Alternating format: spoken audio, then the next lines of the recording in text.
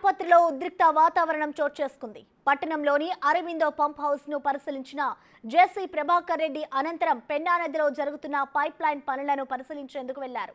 అక్కడ TDP YCP నాయకుల మధ్య వాగ్వాదం జరిగింది. జై జేసీ అంటూ టీడీపీ వర్గీయులు, జై కేతిరెడ్డి అంటూ వైసీపీ వర్గీయులు నినాదాలు చేశారు. ఇది ఉద్రిక్తతకు దారితీసింది. ఇరు వర్గాలను కట్టడి చేసేందుకు పోలీసులు భారీగా మోహరించారు.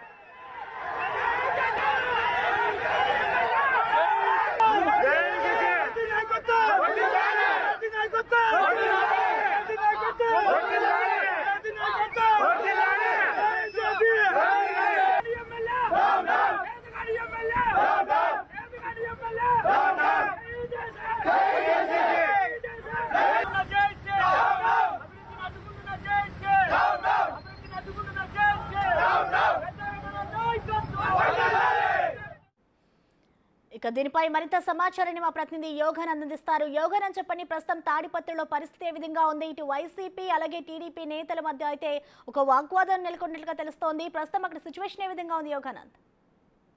అనంతపురం జిల్లా తాడిపత్రి రాజకీయాలు ఎప్పుడు హీట్ రగిలిస్తూనే ఉంటాయి. ముఖ్యంగా గత కొన్ని రోజులుగా సైలెంట్ గా ఉన్న జేసీ ప్రభాకర్ రెడ్డి ఇవాళ మరోసారి పెన్నా నదిని పరిశీలించేందుకు, అలాగే గత కొన్ని రోజులుగా తాడిపత్రి పట్టణంలో తాగునీటి కొరత ఏర్పడింది.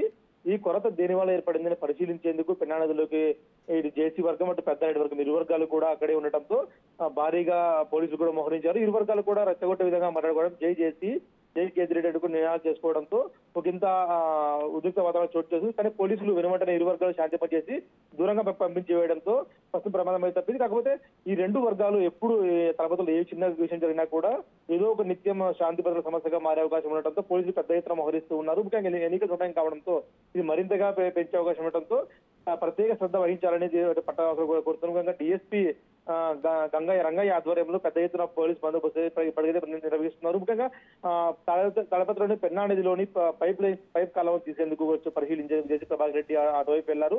దీనికి ముందుగానే గ్రహించిన జేసీ వస్తున్న ముందుగా గ్రహించిన పెద్దారెడ్డి వర్గీయులు అక్కడే ఉండి వారికి రెచ్చగొట్టే విధంగా జై కేతిరెడ్డి అంటూ కూడా భారీ ఎత్తున నినాదాలు చేయడంతో ఇరు వర్గాల కార్యకర్తలతో కూడా తోపులాట చోటు చేసుకుంది. ఈ తోపులాటను పోలీసు వర్గాలు ముందుగానే గ్రహించి అక్కడే ఇరు వర్గాలు కట్టడి చేయడంతో ప్రమాదం తప్పిందని చెప్పొచ్చు. Prasanna. Right, thank you Yoganand.